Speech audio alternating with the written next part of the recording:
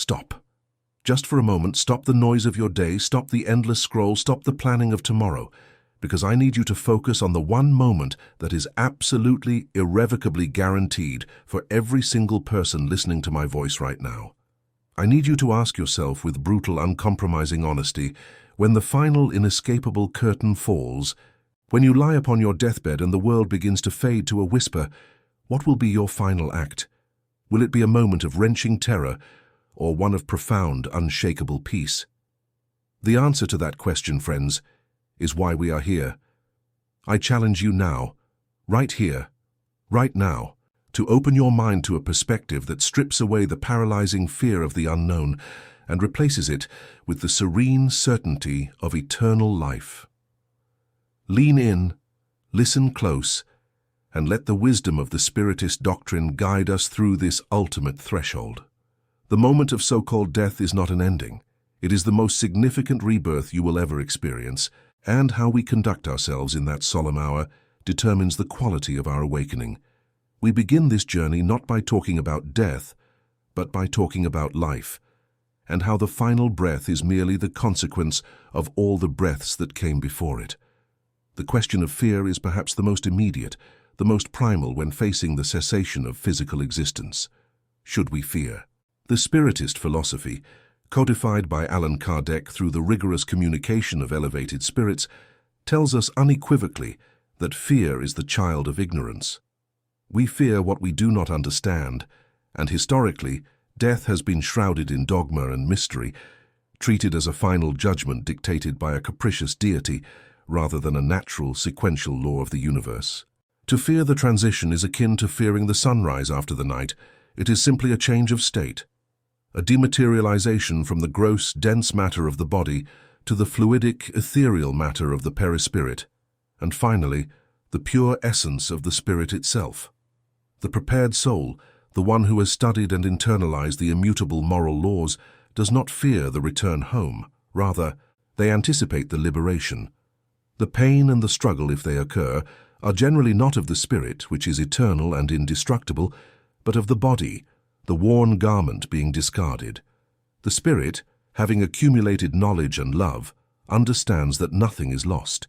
The individuality remains intact, the consciousness persists, and the essence of identity is preserved.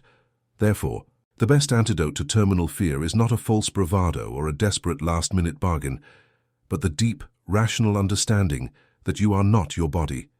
You are the invisible force that animated it, and that force cannot be extinguished. It merely sheds its encumbrance.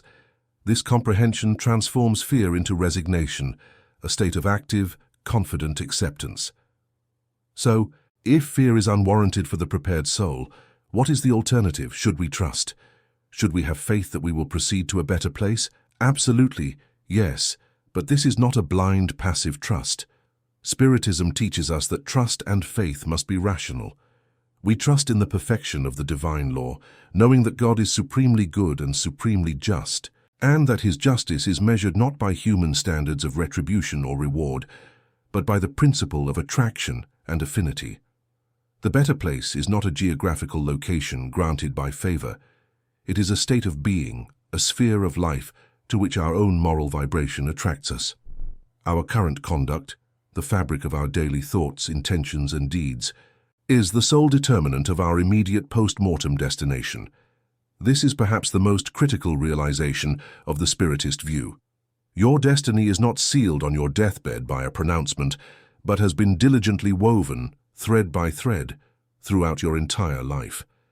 If a person has lived selflessly, pursuing charity, forgiving wrongs, and resisting the pull of selfishness, their spirit is light, their perispirit is refined, and they naturally resonate with the spheres of elevated, benevolent spirits. The better place is simply the company you keep, and the company you keep is determined by your moral value. Thus, the confidence you feel on your deathbed is not based on hoping for luck, but on knowing your own moral worth and the unerring function of the law of cause and effect. This unshakable faith is the rational conviction that we cannot receive injustice from a just God, and we cannot find ourselves in a place our own nature is unsuited for. Let us explore the mechanism of the transition, the moment of desencarne, or the uncoupling of the spirit from the body. This is where the concept of assistance becomes vitally important.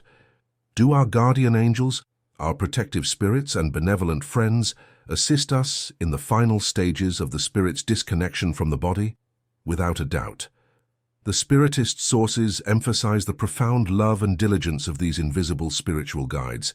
They are present, often surrounding the departing soul, ready to receive them into the spiritual atmosphere. Their assistance is not a matter of crude physical tugging, but rather a sophisticated process of mental support and energetic harmonization, a form of spiritual anesthesia. For the meritorious soul, the one whose life was dedicated to self-improvement, compassion, and the practice of charity, this spiritual help is not merely passive. It is immediate, palpable, and incredibly effective.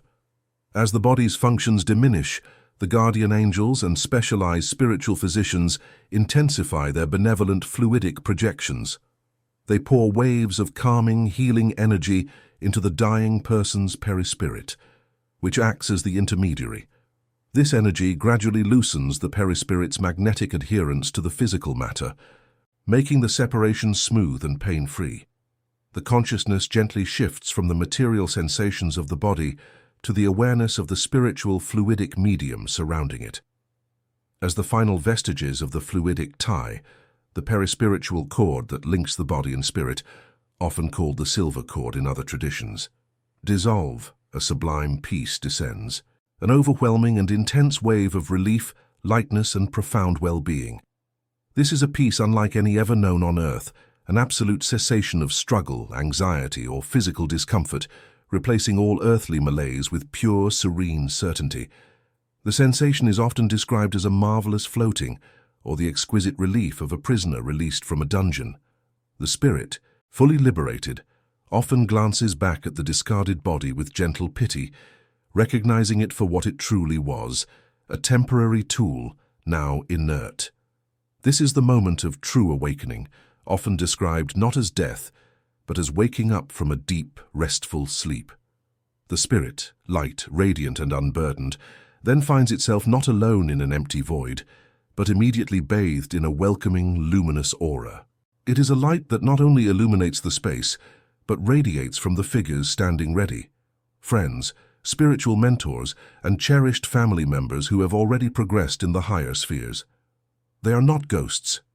They are spirits in their vital perispiritual forms, and their presence is the most comforting reality imaginable. They have waited patiently, sometimes for decades, following the progress of their loved one, and now stand ready to offer their collective love and joyous welcome. This reunion is often the first radiant experience of the liberated spirit, a confirmation that love persists beyond all material boundaries, and that the spiritual home is indeed a home of familiar faces. The joy of these spiritual reunions is indescribable, the immediate, intuitive recognition of souls who share deep affection without the filters and misunderstandings of physical life.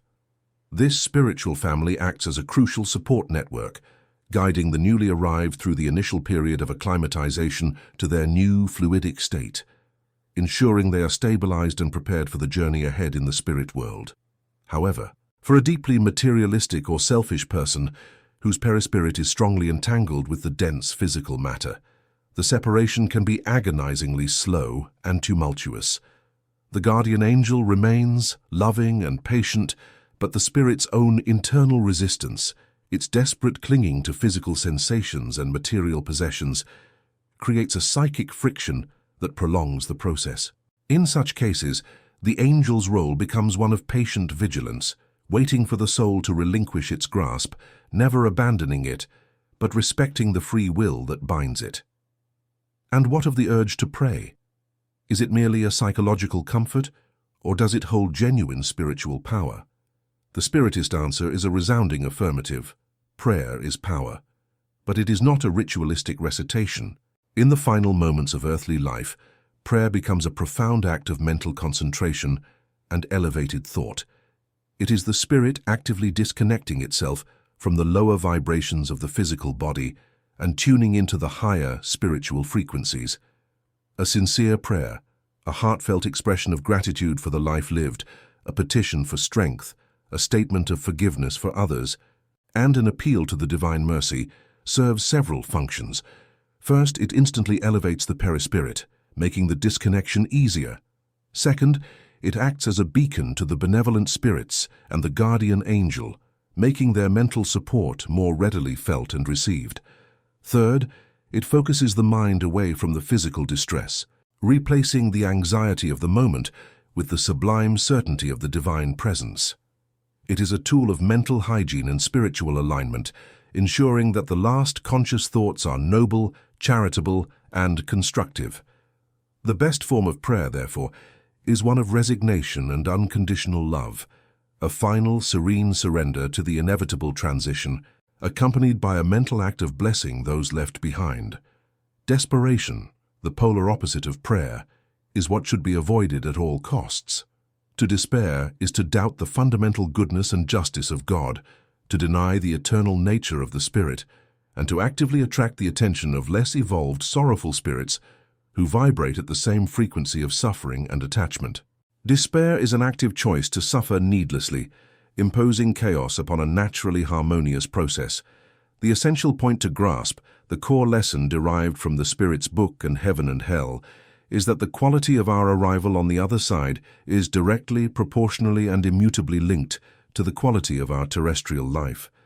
Our conduct, our moral state, our daily choices in moments large and small, these are the architects of our spiritual body, our perispirit, and the world we will wake up in. There is no instantaneous transformation upon death. The spirit takes with it its virtues and its vices, its knowledge and its ignorance, its loves and its hatreds. The sphere it enters is simply the spiritual environment that is compatible with its own internal vibration. The selfish person finds themselves in a crowded, dark, and often painful environment populated by other selfish spirits who clash constantly, a form of self-imposed purgatory. The charitable, gentle, and wise soul awakens in a luminous, serene sphere, recognized and welcomed by spirits of a similar moral elevation. The conduct of life is the sowing, and the quality of the deathbed is the moment of reaping. You cannot sow thorns and expect to reap roses. This law is simple, perfect, and provides the ultimate incentive for moral progress now. So what is the best attitude according to the Spiritist doctrine of Allan Kardec? If we must distill the essence of this profound wisdom into a single governing principle for that final hour, it is the attitude of serene resignation. Resignation is not fatalism. It is the philosophical acceptance of the divine will, seeing the end of life as a preordained step in the spirit's endless evolution. This serenity is cultivated throughout life by 1. Working on self-improvement. The spirit who has strived to correct its faults and practiced charity has nothing to fear. 2. Detachment. The less attached we are to material possessions and lower desires, the easier the spirit separates. 3. Forgiveness. Carrying resentment or hatred complicates the perispiritual separation and darkens the spirit's initial awakening. A spirit that forgives leaves the earth on wings of lightness. 4. Mental calm. Maintaining a peaceful, clear, and composed state of mind, even amid physical suffering, is the best aid to the guardian angel. This resignation enables the spirit to cooperate with the natural process of disentanglement, to acknowledge the suffering of the body without letting it consume the consciousness, and to focus on the welcoming light of the spiritual home. The best final attitude is one of gratitude and trust, accepting the completion of the physical task and looking forward to the next stage of service and learning. This is the posture of a confident traveler, assured in the knowledge that they are merely changing vessels for the next leg of a grand eternal voyage. This trust is the ultimate call to action, the ultimate measure of our spiritual maturity. It is the proof that we have understood the lessons of immortality, that we have lived by the law of love, and that we are ready to step into the waiting light. The spiritual realm is not a foreign land, it is our ancestral true home. We are not entering the unknown, we are merely remembering what we had temporarily forgotten. The entire drama of life, all the trials, all the tears, all the joys, are merely training wheels for this singular, glorious moment of homecoming. The benevolence of the universe, the unerring guidance of our protectors, the sheer magnificence of the life that awaits us, all of it converges on that quiet room, waiting for us to merely let go and trust the embrace. It is the reward for having lived consciously, ethically, and lovingly. The spirit, unburdened, then finds itself truly free, its vision expanded, its understanding deepened, ready to continue its journey of progress, having completed one more necessary cycle of learning within the dense medium of matter. It is a moment of profound recognition, a sublime reunion, a joyous continuation. Do not waste the final moments in regret or anxiety.